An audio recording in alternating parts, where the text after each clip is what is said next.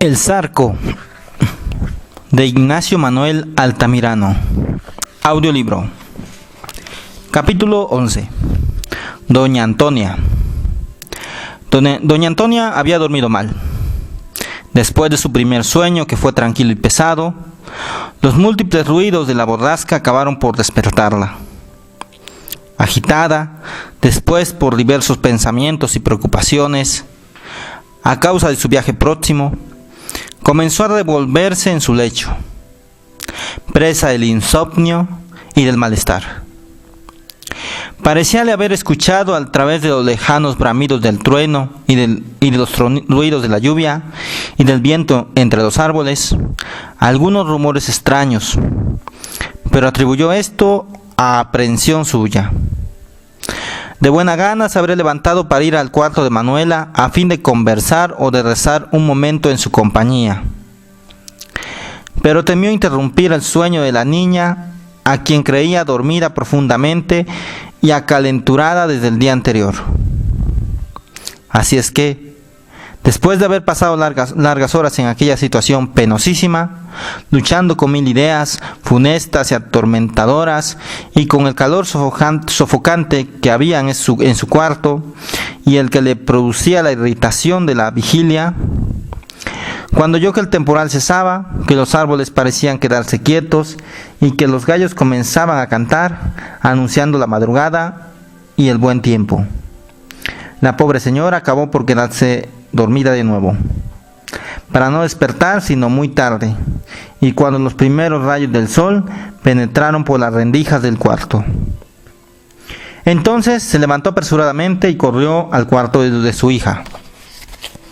No la encontró. Vio la cama deshecha, pero supuso que se habría levantado mucho antes que ella y que estaría en el patio o en la cocina. La buscó allí y, no hallándola todavía, creyó que andaría recorriendo la huerta, examinando sus flores y viendo los estragos del temporal, y aún se dijo que Manuela hacía mal en exponerse así a la humedad de la mañana, después de haber estado indispuesta el día anterior, que iba a empaparse con el agua de los árboles y a mojarse horriblemente los pies en el lodo de la huerta, que era un bosque espeso, cruzado de apantles por todas partes y que se llenaba de charcos con la menor lluvia. Efectivamente, los naranjos, los zapotes, los mangueros y los bananos dejaban caer una cascada de agua a cada rozamiento de sus ramajes. La luz del sol se reflejaba como en 1000 diamantes en las gotas de agua que pendían de las menudas hojas, y la grama del suelo se hallaba sumergida en una enorme ciénega. Hacía mal la muchacha en andar en la huerta de ese modo, y la llamó entonces a gritos para reñirla. Pero habiendo esperado en vano verla aparecer y no escuchando su respuesta, comenzó a alarmarse y corrió a buscar en los lugares que solía frecuentar. Tampoco estaba en ellos.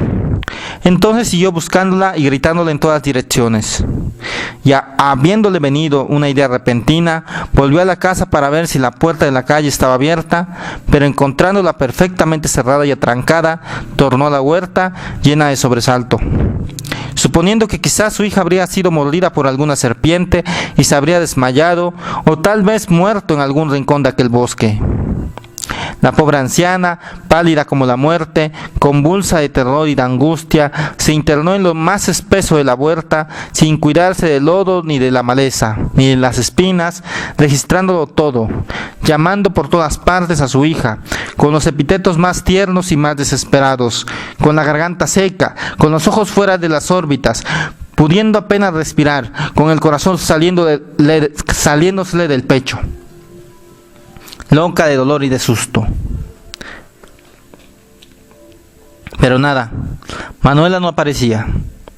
«Pero Dios mío, ¿qué es de mi hija?», exclamó, deteniéndose y apoyándose en un árbol, pues sentía que las piernas le flaqueaban. Nadie le contestaba. La naturaleza seguía indiferente en su curso normal. El sol brillaba de lleno, iluminando el cielo limpio ya de nubes. En aquella hermosa mañana de estío, más sereno y más azul después de una noche de borrasca, los pájaros palaloteaban alegremente en las arboledas. Zumbaban los insectos entre las flores, y todo parecía cobrar nueva vida en aquella tierra tropical y vigorosa. Solo la pobre madre desfallecida, apoyada en los árboles y sintiendo que el frío de la muerte lava la sangre en sus venas. Pasando un momento de angustiosa parálisis, hizo un esfuerzo desesperado y se arrastró hasta el centro de la huerta. Allí tuvo otra idea, y cruzando el apantle que rodeaba como un pozo el soto de la Delfa, que era como una rotonda de arbustos en medio de la cual descollaba la vieja y florida planta, se dirigió hacia esta, y al llegar a ella se detuvo sorprendida. Allí, junto al tronco, había un pozo que se había llenado de agua y sobre la grama estaba tirada una tarecua. La pequeña tarecua con que Manuela solía cavar la tierra de su jardín. Luego observó que, a pesar de la lluvia, la maleza y los arbustos aún permanecían doblados, como si alguna persona se hubiese abierto paso por ellos. Miró con cuidado el suelo y en la parte que no estaba cubierta por la grama distinguió huellas de pisadas. Siguió la dirección que ellas marcaban, lo cual era difícil en aquella capa de verdura espesa y áspera que cubría el suelo, y pudo reconocerla hasta el apantle. En los bordes cenagosos de este y en la parte inundada por su crecimiento de la noche, la huella se marcaba mejor. Era la huella de pies pequeños y desnudos que se habían enterrado profundamente en el cieno. ¿Quién podía haber andado por ahí esa mañana si no era Manuela?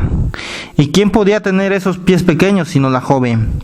Pero ¿por qué había venido descalza y habiendo tenido resfrío el día anterior?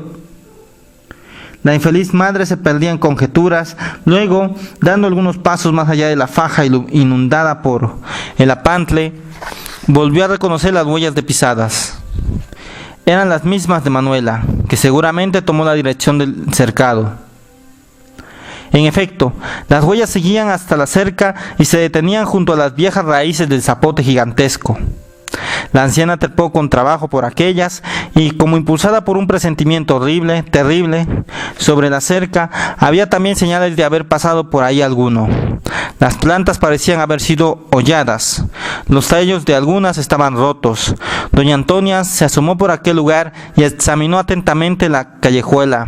Vio entonces allí, precisamente al pie del lugar en que se hallaban las huellas bien distintas de pezuñas de caballos, que parecían haberse detenido algún rato allí, y que debieron haber sido varios, porque el lodo estaba señalado y removido por numerosas huellas repetidas y agrupadas. La aguda y fina hoja de un puñal que hubiese atravesado su corazón no habría producido a la desdichada madre la sensación de intenso dolor y de desfallecimiento que semejante vista le causó. No comprendía nada, pero adivinó que algo horroroso significaba aquello. Su hija atravesando la huerta en aquella noche y dirigiéndose a la cerca, aquellos caballos deteniéndose allí como para esperarla, porque era evidente que ningún hombre había andado con ella. Todo esto encerraba un misterio inexplicable, pero pavoroso para la pobre señora. ¿Habría huido Manuela con algún hombre? ¿Había sido robada? ¿Quién podría ser el raptor? Doña Antonia apenas pudo dirigirse confusamente tales preguntas en medio de su atonía y de su terror, porque se sentía aterrada, aniquilada, permaneciendo ahí como idiota con los ojos clavados en el lodo de la calle, con los cabellos erizados, con el corazón palpitando hasta ahogarla, muda, sin lágrimas, sin fuerzas, viva imagen de la angustia y del dolor. Pero una última esperanza pareció hacerla volver en sí.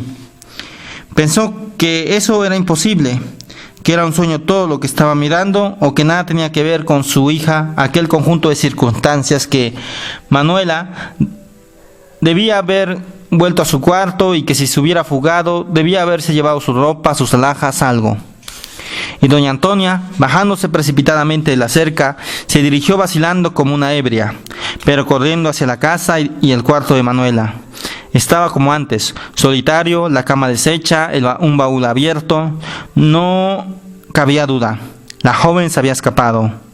Faltaba su mejor vestido, faltaban sus camisas bordadas, sus alhajas, su calzado nuevo de raso, sus rebozos. Se había llevado lo que podía caber en una pequeña maleta. Entonces, la infeliz anciana, convencida ya de su desdicha, cayó desplomada en el suelo y rompió a llorar, dando alaridos que hubieran conmovido a las piedras. Pasado al fin este arranque de dolor supremo, salió de la casa como una insensata sin cuidarse de cerrarla, y se dirigió a la de su ahijada Pilar, que vivía por ahí cerca, en casa de unos tíos, porque era huérfana.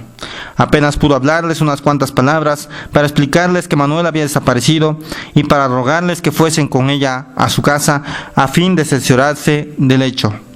Acompañáronla, en efecto, sorprendidos y asustados también, especialmente la bella y dulce joven, que lo mismo que su madrina, no comprendía nada del tal misterio.